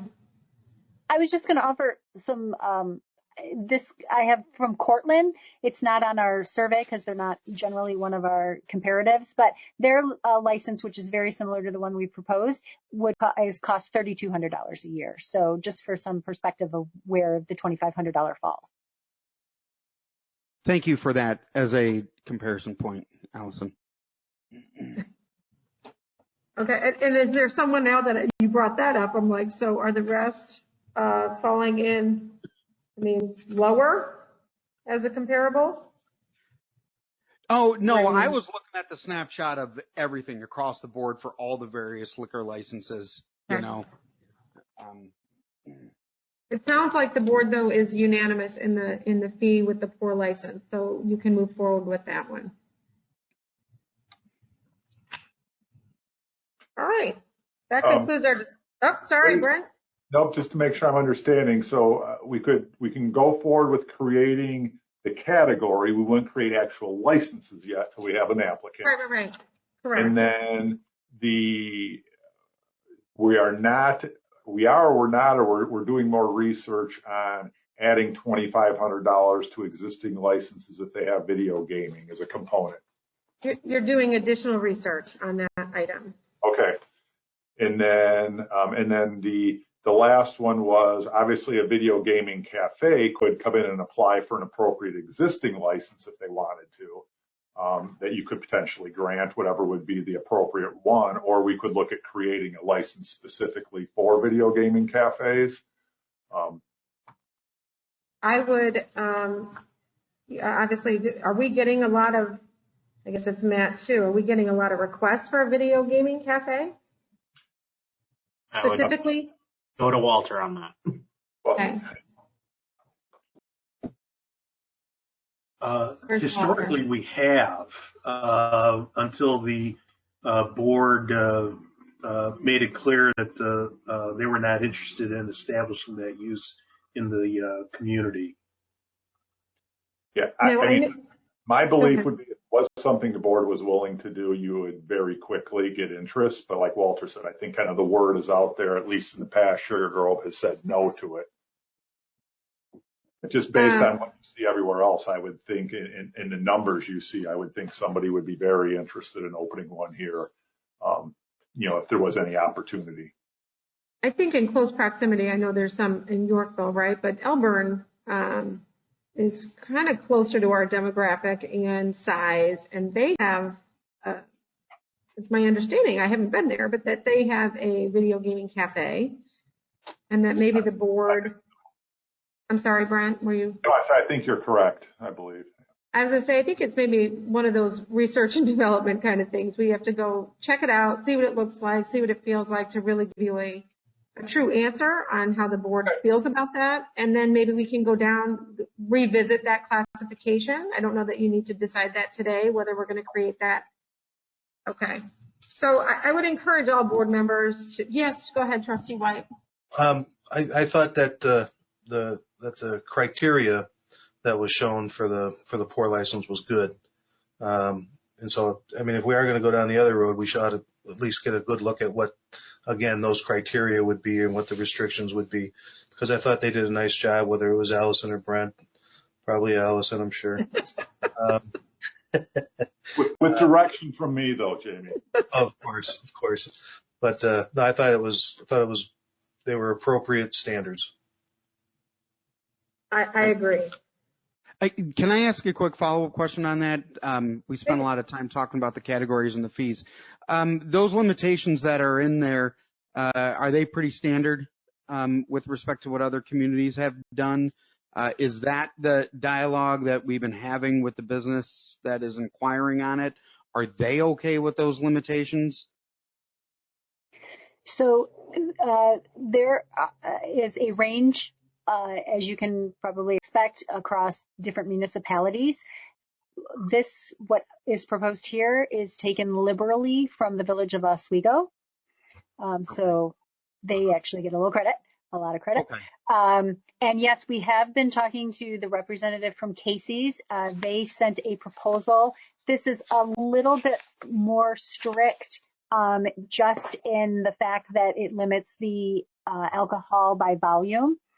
And it limits it to 3 or to 2. They had their initial proposal said 3, but a lot of the other criteria were involved in there. And so when I spoke to her last week, I said I would call her back this week after you've had the discussion to get more feedback and let her know where the board stood.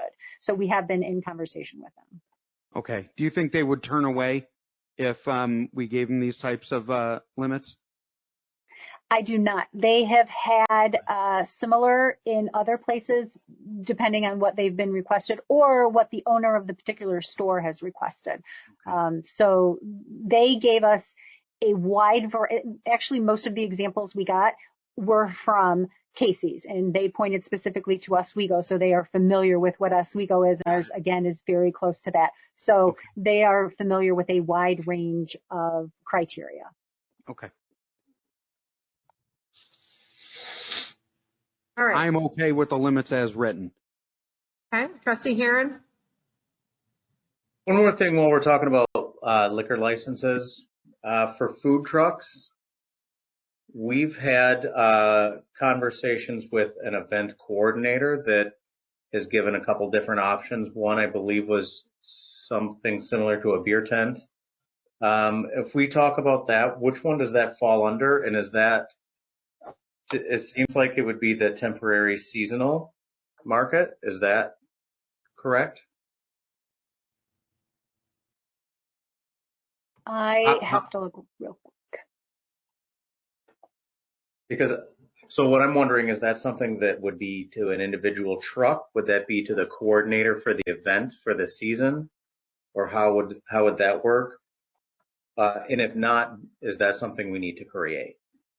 I was going to say, is the temporary seasonal basically an extension of an existing liquor license?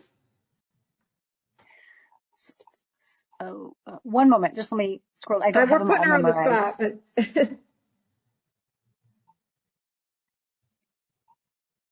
Okay, the temporary seasonal is a lawfully established community event and public market at which vendors sell or offer retail sale produce and other goods directly to customers. So I'm not sure if a food truck falls under that. Laura might be. did we used to have somebody selling craft beer at a farmer's market? I don't believe so. Okay, I'm just curious where it even came from. I would say this is probably one, if we could do a little bit of research on to see if it falls under one of the existing categories or not. I kind of hate to do it on the fly like this. Yeah, Okay. no, Yeah, I was just curious. It typically falls under the special event licensing, where it's like a one-time event, but I'm not sure about the licensing component or how it's granted a license.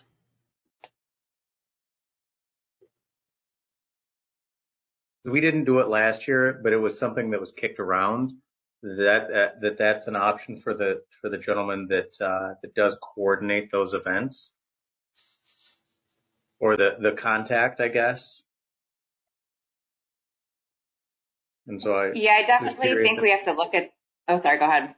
Okay. No, that's fine. I just didn't know if it fell under a current, if it's something that we needed to create as we're having this conversation, so we're prepared should that come up moving forward, especially at the new village. And to your point, though, too, if someone had I guess, would it even qualify if you had like a block party and you had multiple food trucks in your neighborhood and you had an event, would they be able to get a liquor license to host, or would one of these trucks be able to get a liquor license to host a beer garden in conjunction? Or like Trustee Bonnie was saying, they have a state fee as well for some of this stuff? Or was that just for the machines, gaming machines? Is there a state liquor license fee as well? I would assume, yeah. Maybe it falls Yeah, under there's a state liquor license fee. I don't know about food trucks, if they're required, if they are selling alcohol. I'm not sure. But I know actual establishments have to have a state liquor license, which is an additional fee. Okay. All right. Yeah. No research. I'll be quiet. Oh, Yeah, no. And just those kind of, as Chief said, we have a temporary license. Our Class C license is our temporary license, which is for banquets, picnic bazaars, other private or public assemblies, and it has restrictions on that too. So that would be where those fall under currently. Which one do we use for corn boil? So we've never done corn boil while I have been the clerk, but I'm going to assume it's a temporary. Okay. The other thing, I don't want to divert down too far down the side path, but we'll be coming back to you, as I think it came up during this special event discussion that when you're talking about alcohol sales at any of these, there's a whole nother layer of security plans and safety and fencing and various other requirements that our ordinances call for. That it's not as simple as just saying, hey, you could get a temporary permit, you're good to go. There's a lot of other things, and that is another area that Allison and Danny have been taking a look at, because there's some parts of that should be updated as well. Okay. So a little bit more investigation, and we can bring this. It seems like there was a very good discussion item this evening, and everybody's interested in making sure that our fees are structured appropriately, and then also looking at future uses and whether we have those things in place now. So continue, the village staff, please continue your due diligence on all of the liquor license fees, and take into consideration the food trucks, as I understand that there's a little additional work, but look into that with pros and cons, and if you can represent to the board, that would be great. Okay, I'm officially moving on if there's no other discussion. Thank you. Staff reports. Brent, let's start with you. Main one is that we did conduct a interview of a economic development candidate that went very well. President Conan Walter and I did, and generally had a favorable impression of the candidate, and we're checking some other sources to try to get some input. And then we also have another candidate that applied last week that I had a preliminary brief phone interview with, if you will, a conversation really. And we're trying to schedule a more formal interview later this week with that second candidate. Hopefully, I think we're looking at Thursday is the probable date for that. So we will we'll update you as that process continues, but feeling a lot more hopeful than I probably was a few weeks ago as far as what we're looking at there. And then the other one to mention, and probably was going to be on Walter's report, but we do have a meeting in regards to the property, the BEI property is what we refer to across from Wabansie. The broker has reached out to us that they have a potential purchaser for that, and they want to meet with us to talk about appropriate land use and what the village would like to see there. So I believe we've got that meeting scheduled for next week, I think, Walter, if I'm correct. Yes. Excellent. Thank you, Brent. Any questions for Brent? Okay. Moving on. Tony.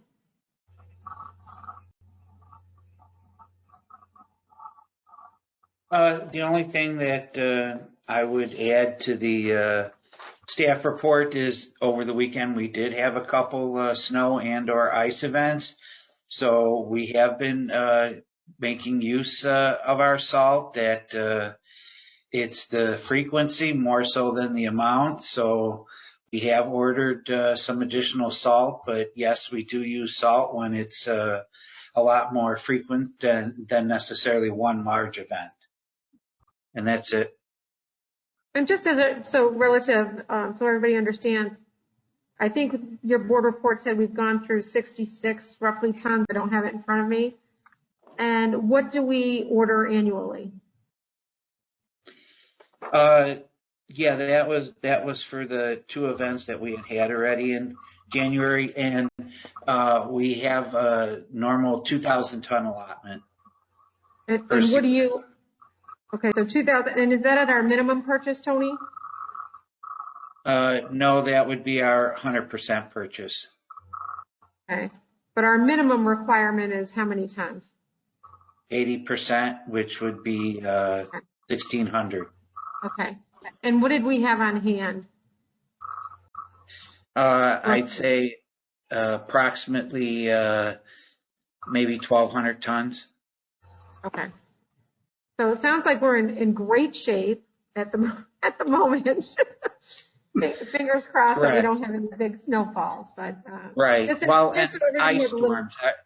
Everybody uses a lot more salt in ice storms because whether it's raining and or sleeting or ice, it keeps diluting the salt, so it requires additional salt to prevent that ice buildup. Staff has done a great job getting our roads clear, that's for sure. Thank you. Welcome. Matt. The only thing, I'm sure everyone's been hearing about ARPA and the final rule that came out. Just kind of a quick overview. They made it a little bit easier for small communities, gave a standard deduction, very similar to your taxes that you do, for lost revenue, and that's $10 million. So essentially, if you have $10 million or less, you can claim it as lost revenue and use it for general government services is what the headline is. So that actually is being presented at the February 1st meeting to determine, again, just kind of talk with the board on what they want to do with those funds. But anything prior to the final, so the final rule doesn't go into effect until April 1st of 22. But anything done prior to then So essentially when you got your ARPA funds, the Treasury will not go backwards, saying if maybe you use them not in the way that the interim rule was being used, they're not going to go backwards. So as long as it's in compliance with the final rule, anything you've done up until April 1st is allowable. Okay, and so if I understand you correct, we're only eligible up for whatever our lost revenue is, and what is that? So no, so you can either do standard deduction, which is the 10 million. So you can do the whole 1.3 million we've received, or you can do the calculation of lost revenue. Most people are just doing a standard flat dollar amount. So that's the discussion we'll have at the next meeting. I'll have all of that laid out with kind of the descriptions of what you can use the lost revenue for, because there is specific things. You can't just use it for anything. It has a very broad range, I will say that, but there are uses that have to be applied to under lost revenue. So that'll be on the next meeting. Okay, well, we'll all wait with bated breath. That sounds like an exciting meeting. Any questions for Matt? Or Tony? I'm sorry, I failed to say that earlier. Okay. Chief? So I just want to give an update on the staffing for the police department. The Board of Police Commissioners met Thursday, Friday, and Saturday. I think we put in 22-ish hours doing interviews of potential candidates. So tomorrow night is another meeting for the Board of Police Commissioners. So we're getting our money worth out of the volunteers. So and truly appreciated. But tomorrow night, hopefully we'll put together what's called an initial officer eligibility list. And then we'll make notification to all the candidates that they'll have 10 days to apply if they're eligible preference points, and then it'll become a final list. And then once the list is established, we will be able to start looking at the candidates and doing background investigations and moving forward with hopefully some movement here shortly. So, but thank you for the board, and they're a dedicated group and want the best for the village of Sugar Grove. And it was evident when we saw the candidates come forward and making sure that they're picking the right ones. That's excellent. And I'm just so grateful that you have a list, right? Some Yes. folks to pick from. So well, that's great. We look forward to that. Are there any questions for Chief? Yes, Trustee Heron. Hey, Chief, I have a question. There is some talk about on January 7th, Caneland School District put out an email and a call to parents that the elementary schools weren't able to provide transportation to the elementary schools. And I think everybody responded as best they could with such short notice. But there was a lot of talk about the afternoon and the pickup, and I know I saw at least one cruiser there, one representative from the police department, and I think they were overwhelmed with the folks that were picking up kids after school. And I know that there was a lot of confusion and some people cutting in and cutting out. Is that something that we could, first off, is that something that we could do a better job of helping people convincing them to do the right thing? Is that a Caneland thing, or is that something that we can work with Caneland with? It's probably best if we work together, we cooperate, and when they know that's going to happen, they can reach out to the police department. We can start putting plans in place just to see if we have the manpower that can get up there and assist them. So I know it was an unfortunate incident with, if I remember right, this is with the buses wouldn't start and they had trouble with getting the transportation going. So, and again, same here. We'll reach out to, if they forget about it, we'll try to reach out to them. I know I was on vacation that week, and not that everyone's thinking of everything, but we're grateful for the spirit between the two of us working together, and we'll keep that in mind. But I'm not sure even if we did have the resources available, if it would have changed, just because some of the parents just don't pick up anymore. It's the same group of parents that are doing the drop-offs and pickups. Yeah, I didn't hear of any actual fist fights, but there's a lot of name calling, horn honking, and some back and forth, I know, between some folks. And I don't know if just any opportunity, seeing as an opportunity to maybe, I don't know, prevent some of that. Well, having lived through it, I will make one comment about it. And I was one of the early pickups. And getting out of the school in the front with the way the intersection is, I mean, you would have thought I was trying to cut in line, and I was really just trying to get on to Cross Street to get to the traffic light. We had traffic backed up 47. And I think that what you're suggesting, were you there, that having lived it, a better plan would be to feed people all the way down near Prairie and up Main Street and have them come up all the way up that way. That's how long the line was, Pat. It was wrapped around the building. And then have them turn on Snow and come in the back. So if there was just an actual plan that was created that the school district could say, if we ever do this again, this is the pickup procedure and this is what we need you to do. And then hopefully they just notify the police department, and then our officers know what to do and how to handle that traffic control. But it was a disaster. It really was. And nothing that your staff could have done, to be honest with you. No, but I'm glad you guys are mentioning it so we can look at it. So thank you. Thank you for bringing that up, Sean. It was something. Yeah. Any other questions for Pat? Okay. Thank you. Trustee reports. Trustee Walter. Nothing to update. Reached out to Chris Freeman last week. The 2022 Corn Boil meeting schedule has not been prepared yet, so not sure when the next meeting is. So nothing new to report there. Okay. Thank you. Trustee White.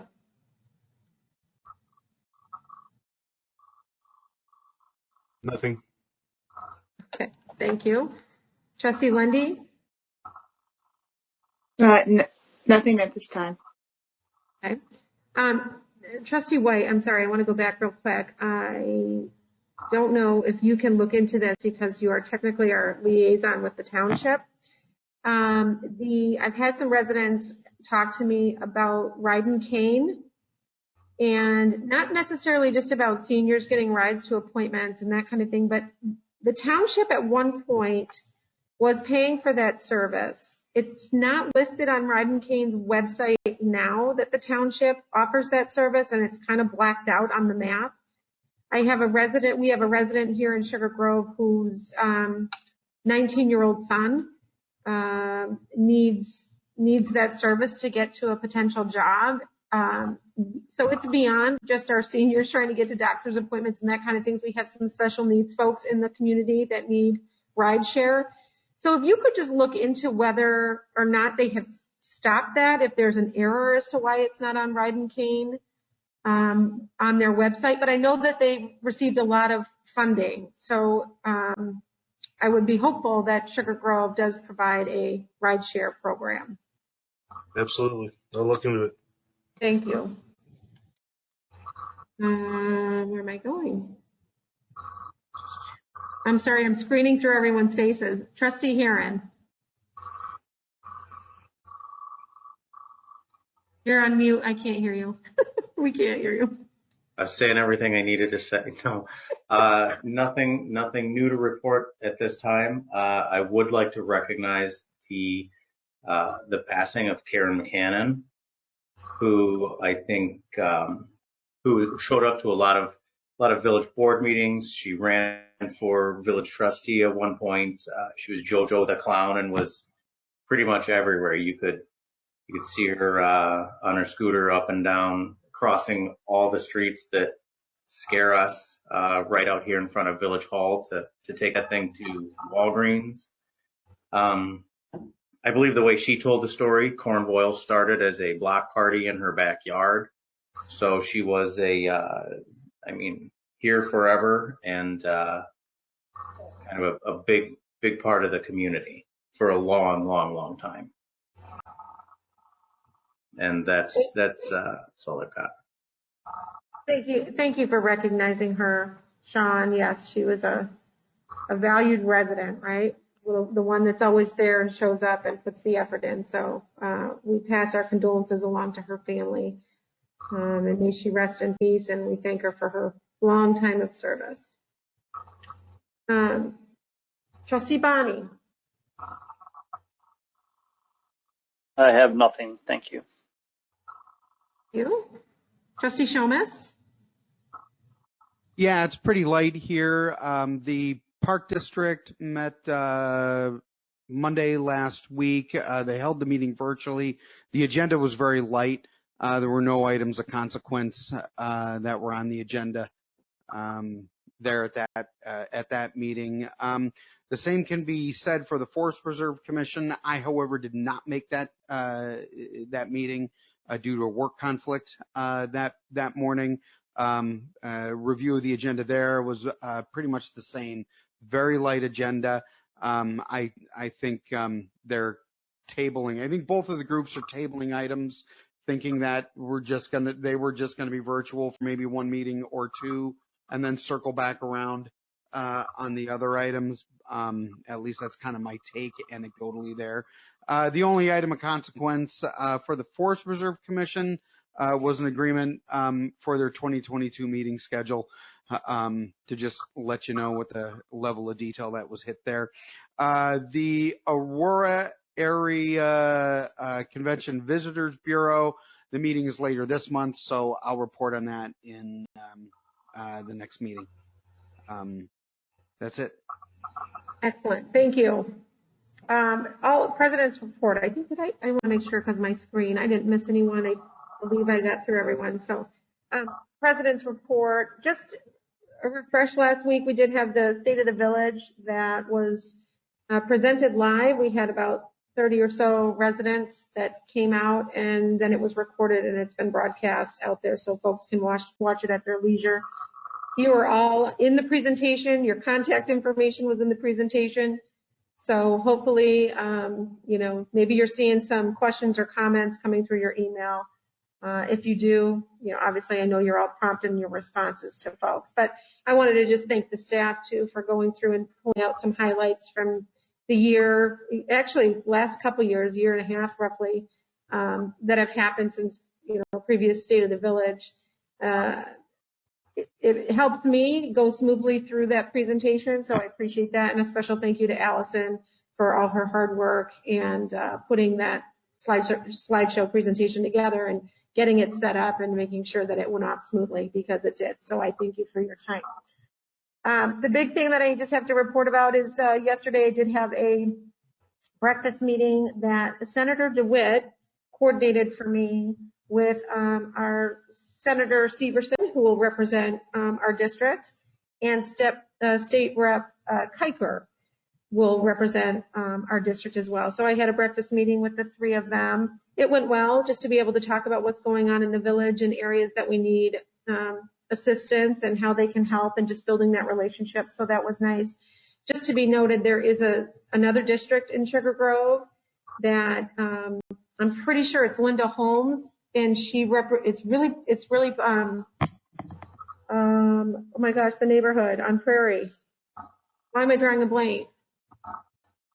Mallard Point. Yeah, thank you, Tony. Mallard Point and Prairie South toward Aurora, that area, Rolling Oaks, does have different representation. So the majority of the village is covered by Senator Severson and State Rep Kiker, but that little area, we do have another senator and state rep. So we have a lot of people to get their ear, right? So that's great. But just in building those relationships, and as we move the village forward, it was a very nice meeting.